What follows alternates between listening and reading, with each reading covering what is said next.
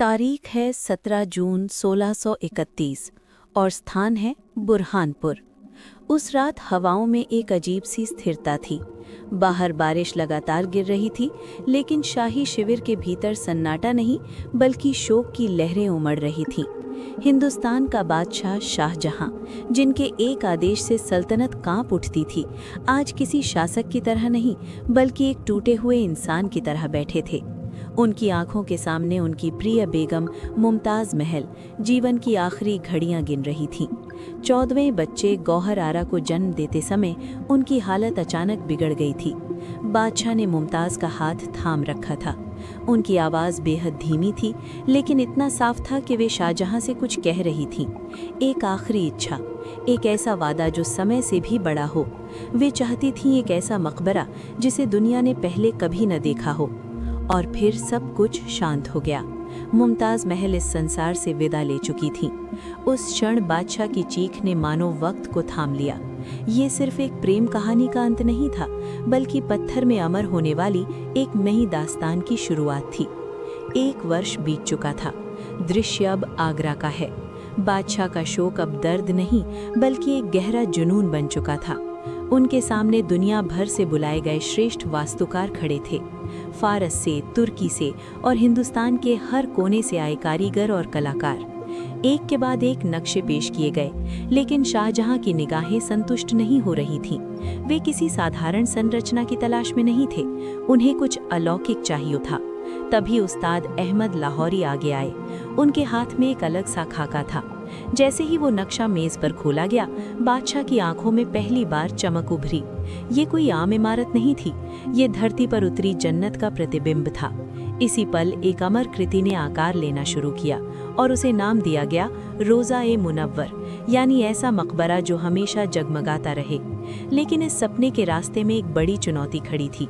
यमुना के किनारे की ये जमीन राजा जयसिंह की थी और इसकी मिट्टी रेतीली व दलदली थी। सवाल साफ था, क्या इतनी विशाल और भारी इमारत का बोझ ये गीली जमीन सह पाएगी? जनवरी 1632। आगरा की फिजा कुदालों और हथौड़ों की आवाज़ों से भर चुकी थी। यहाँ कोई साधारण नींव नहीं डाली जा रही थी। कारीगर एक अनोखी तकनीक अपनाते हुए जमीन के भीतर गहरे कुएं खोद रहे थे। ये यमुना की नरम मिट्टी से निपटने का तरीका था। दिन रात हजारों मजदूर इन कुओं को ईंट, पत्थर और चूने से भरने में जुटे थे। लेकिन असली हैरानी नींव के सबसे निचले स्तर पर थी।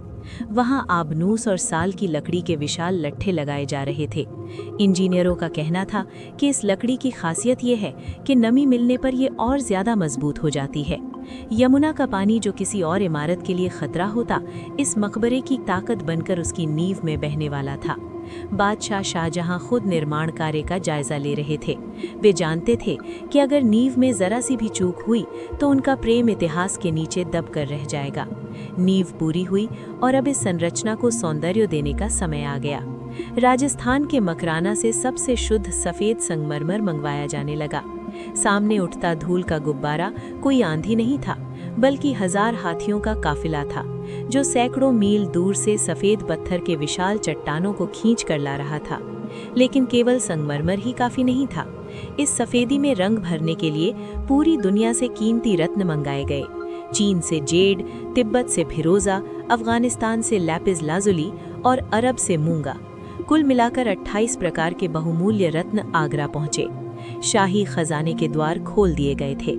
ऐसा लग रहा था जैसे बादशाह ने ठान लिया हो कि वे जन्नत को धरती पर उतार कर ही दम लेंगे। साल दर साल गुजरते गए और इमारत धीरे धीरे अपने पूर्ण रूप की ओर बढ़ती गई। अब हम मुख्य गुंबद के सामने हैं। ये विशाल सफेद गुंबद मानो इंसानी हाथों से बना ही नहीं लगता। मचान इतनी ऊंचाई पर खड़ा था कि नीचे काम करते मजदूर चींटियों जैसे दिखाई देते थे। कहा जाता है कि मचान बनाने में ईंटों का सहारा लिया गया क्योंकि बांस कम पड़ गए थे। दीवारों पर नजर डालिए। अमानत खान शिराजी कुरान की आयतों को संगमरमर पर तराश रहे हैं। नीचे लिखे अक्षर छोटे हैं और ऊपर के बड़े, ताकि जमीन से देखने पर सभी अक्षर एक समान दिखाई दें। ये कला और गणित का ऐसा मेल है जिसे देखकर यकीन करना मुश्किल हो जाता है।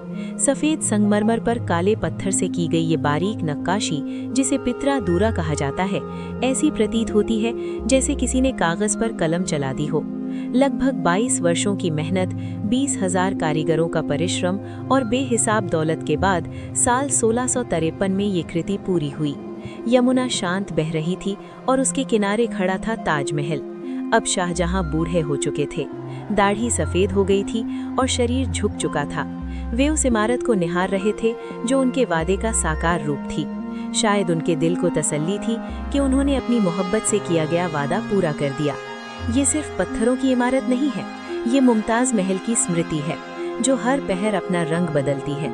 सुबह गुलाबी, दोपहर में दूधिया सफेद और चांदनी रात में सुनहरी।